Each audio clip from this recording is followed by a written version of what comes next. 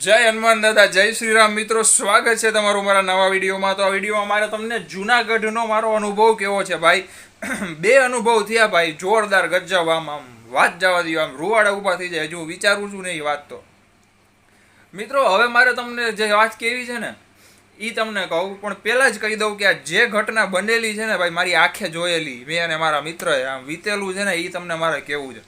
તો ભાઈ, 6 મહિના પહેલાંની વાત છે. હું અને મારો એક મિત્ર છે, અમે બંને જણા જુનાગઢ દર્શન કરવા માટે ગયા હતા 6 મહિના પહેલાં. એમાં એવું જ કાશ્મીરી બાપુના દર્શન કરવા હતા આશ્રમના, અને બીજા પણ 3-4 મંદિર, ઘણા બધા મંદિરો છે જુનાગઢમાં. તો ભવનાથમાં પણ દર્શન કરવાની ઈચ્છા થઈ હતી, તો અમે ગયા 2 જણા. 2 દિવસ રોકાણા, શનિ અને રવિવાર, બરોબર. હવે સવારના શનિવારે વહેલા નીકળી ગયા હતા અમે. પછી સવારે કાશ્મીરી બાપુના આશ્રમમાં દર્શન કર્યા, બીજા પણ મંદિરોના દર્શન કર્યા ભવનાથના. પછી સાંજે 5 કા 6નો સમય હશે અંદાજે, 6 વાગ્યાનું લઈ લ્યો ને, 5 થી 6 વચ્ચે અમે જટાશંકર મહાદેવ મંદિરે ગયા દર્શન માટે. જે લોકો જુનાગઢના હોય એ લોકોને ખબર જ હશે જટાશંકર મહાદેવ વિશે, અને જે ન હોય એ પણ કદાચ દર્શન કરવા તો બધા જાતા જ હોય ભાઈ.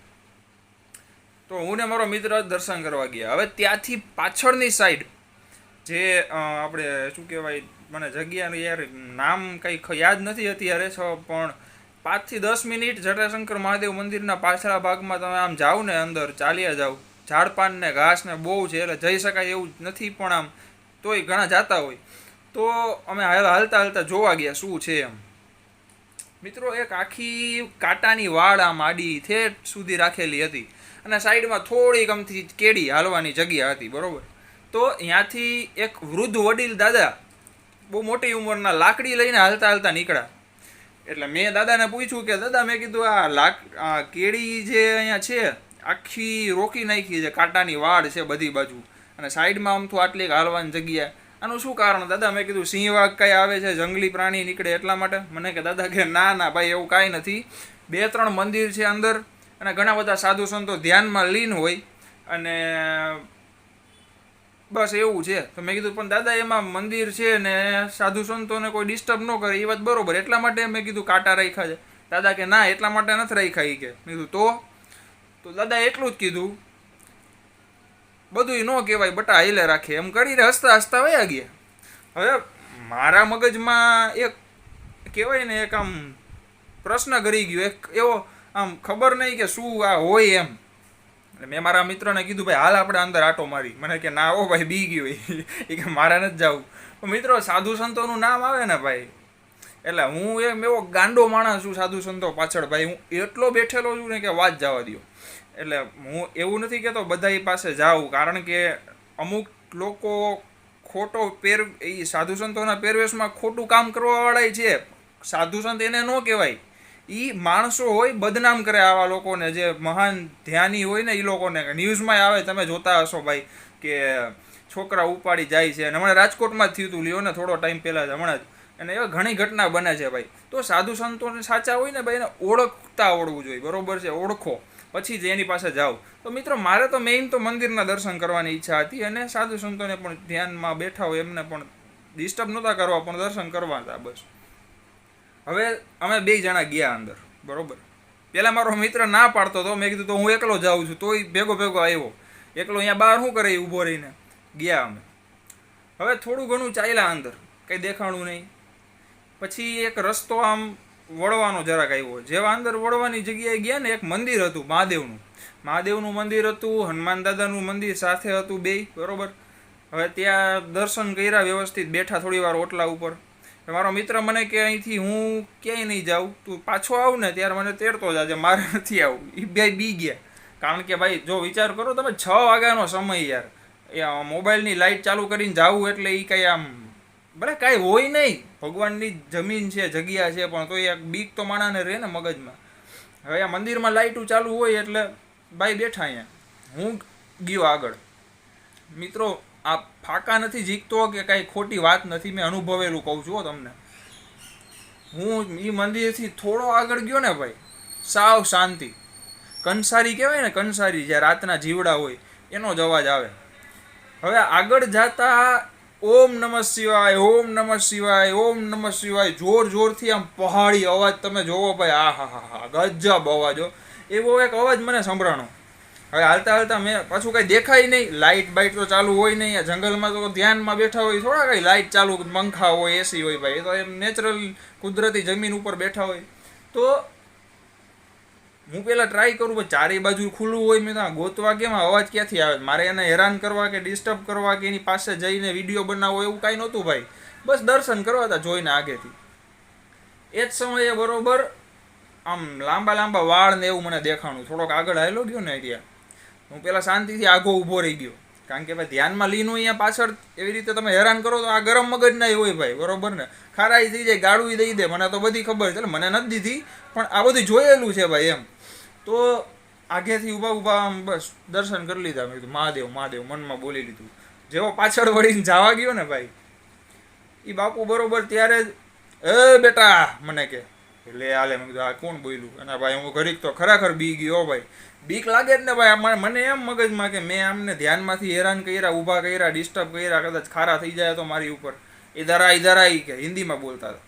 આવી દાઢી મૂવ છે ને ભાઈ, જટા ને આ હા હા હા, રુદ્રાક્ષ રુદ્રાક્ષ હાથમાં પહેર્યા હતા ને માથામાં ને વાત જ જવા દો, એવો આમ આમ એની તેજ એક આમ એટ્રેક્શન આકર્ષણ એવું. હવે હું પાછો ગયો, સોરી એની પાસે ગયો, બીતા બીતા ગયો ભાઈ, ખરેખર આ જે છે એ કહી દો, આપણે કાંઈ હું કાંઈ એમાં મોટું મોટું આમ એવું મને શોખ નથી, જે હોય આપણે કહી દેવાનું, આપણી જિંદગી ઓપન છે ભાઈ બધે સોશિયલ મીડિયામાં ને ચારે જગ્યાએ. તો હું ત્યાં ગયો, હા બચ્ચા બે ઠીકે, અને ભાઈ મેં કીધું હા હવે શું થાય યાર, મેં તો બેહી ગયો, ચિલ્લા મારી કે મેં નહીં નહીં બાપુ, હું કાંઈ મેં કુછ નહીં કરતા હું, મેં કુછ વ્યસન નહીં है मुझे, आप पियो चिलम, ચાય પીએગા ઈ કે. મેં કીધું બાપુ ચા, ખાલી એટલું બોલ્યો ને તો એ સમજી ગયા કે આને આ ચાનો રસી હોય અને ઈચ્છા હે, અને કે રોક અભી આતા હું એમ કરીને ગયા. મિત્રો એ કઈ જગ્યાએ ગયા, આખા જંગલ, કાંઈ એકેય જાતનું રસોડું નહીં, ગેસ ચૂલો નહીં, કાંઈ ચૂલો માની લ્યો ચૂલામાં અગ્નિ કરે તો ધુવાણો તો કાંઈક તો દેખાય ને ભાઈ. એ ક્યાં અંધારામાં ગયા ને આવ્યા કીટલી લઈને, ગરમ ગરમ ઉકળતી ચા, એમાં બે ઓલા રકાબી જેવું આવે ને એમાં રકાબીમાં પીધી અમે બેએ. હવે એ થયું ને, હું હજી વિચારમાં છું ભાઈ, આ વસ્તુ વિશે વિચારું છું ને કે ચા લઈ આવ્યા ક્યાંથી. હવે અનુભવ આ ચાનો નથી, આ અનુભવ ચાનો નથી, સાંભળજો આખી વાત હું જે તમને કહું સાંભળો. હવે ચા અમે પીધી બરોબર, બાપુ મને કે રાજકોટ સે આયા હે એમ બોલ્યા. હવે હું ભાઈ ખરેખર એક આમ આખું આમ મને આમ રૂવાડા ઊભા થઈ ગયા. મેં આ બાપુને કેમ ખબર રાજકોટથી આવ્યા.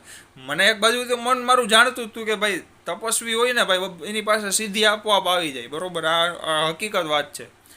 મેં કીધું હા બાપू राजकोट से आया हूँ, इसलिए मैं कहा दर्शन करने के लिए गिरनार जूनागढ़ में भवनाथ में.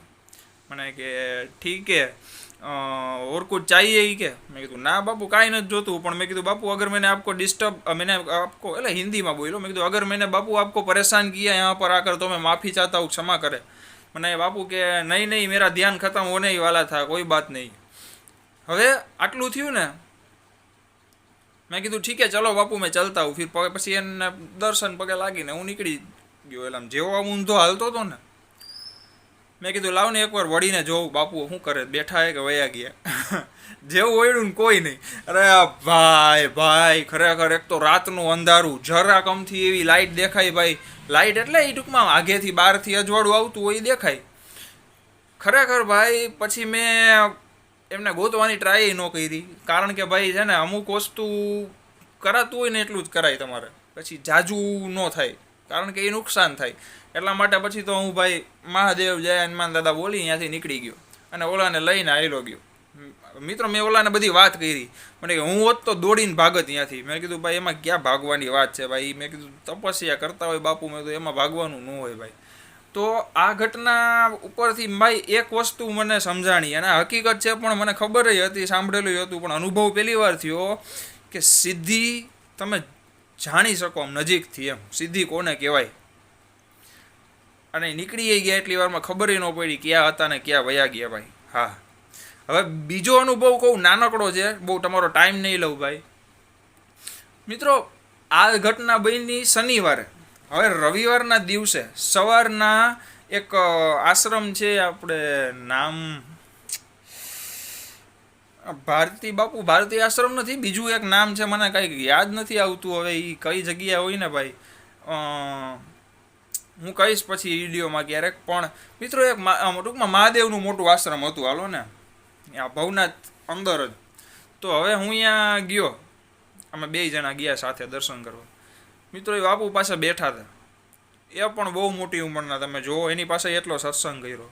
ત્યારે એ બાપુએ મને કીધું કે ભાઈ આ જુનાગઢની જમીન છે ને, આ જગ્યા જે ભવનાથની જગ્યા છે, ગિરનારની જગ્યા છે, એટલી તપસ્વી અને સિદ્ધ થયેલી જગ્યા છે ને ભાઈ, કે તમે કદાચ મને એમણે કીધું કે તમને ચમત્કાર સંભળાવવું ને ગણાવવું ને તો વર્ષો વયા જાય, એટલું ઘટના બનેલી છે એ જગ્યાએ ભાઈ. હા, કારણ કે તમે જેની જગ્યાએ જે તપસ્યા સાધના કરતા હોય ને, એ જગ્યાનો પ્રભાવ આખો વર્ષો વર્ષ, અબજો વર્ષ સુધી રહે ભાઈ. એટલી શક્તિ, પોઝિટિવિટી છે. આમ તો હું આ મંત્રમાં, વિડીયોમાં મંત્ર બધા બોલું છું ને કહું છું, આ બોલો, આ કરો, જાપ કરો, એ કંઈ લાભ તમને થાય એટલા માટે બોલો એમ નથી, પણ એની એનર્જી છે ને ભાઈ, એ તમારા તમામ ઘરના સદસ્યો સાથે રક્ષા માટે રહે, રક્ષા કરે. હવે એ બાપુએ મને કીધું કે થોડો ટાઈમ પહેલાં ગિરનાર ઉપર ત્યાં કોઈ બેન, દીકરી, એક જ દીકરી હતી, રાતના સમયે ફસાઈ ગઈ. એટલે દર્શન કરવા ગયા હશે, રિટર્નમાં ટૂંકમાં જગ્યા ભૂલી ગયા કે એવું કંઈક હતું. હવે કોઈક સાધુ સંત હતા, ત્યાંથી નીકળતા હશે, એ દીકરીને લઈ આવ્યા બહાર. કહું તમને, કાશ્મીરી બાપુનો આશ્રમ છે ને, એના ગેટ સુધી લઈ આવ્યા, એવું કંઈક મને એણે કીધું હતું, જેટલું યાદ આવે છે એ કહું છું. પછી દીકરી એમને થેન્ક યુ એટલે કે ટૂંકમાં આભાર માનવા માટે કીધું. આમ જોવા ગઈ ને કોઈ નહીં, હા કોઈ નહીં. આ ઘટના મને એ બાપુએ કીધું ને ત્યારે મેં મારી શનિવારે મારી યારે જે થયું ને એ મેં આ બાપુને કીધું. મને કે ભાઈ આમાં આપણે સમજી ન શકીએ કે આ દાદાની દયા હોય અને એની ઈચ્છા હોય ને તો જ તમે એને મળી શક્યા હોય ભાઈ. પણ ભાઈ ખરેખર આ એક લાવો છે વાલા, જિંદગીનો લાવો છે, પણ ઓળખતા આવડવું જોઈએ વાલા. બસ આટલું મારે એક દિલથી કહેવાની ઈચ્છા હતી ભાઈ, એટલે મેં વિડીયોમાં કહી દીધું. હવે નવા વિડીયો બનાવતા રહીશું, આપણી જ ચેનલ છે ભાઈ, બરોબર ને? સબસ્ક્રાઈબ કરી દેજો તો તમને નવા વિડીયો મારા તરત દેખાશે. અને કમેન્ટમાં ઓમ નમો નારાયણ, જય ગિરનારી મહાદેવ હર ને જય હનુમાન દાદા, જય શ્રી રામ, જેમ મોજ આવે એ લખજો ભાઈ, બરોબર ને? જય બજરંગબલી, જય શ્રી રામ.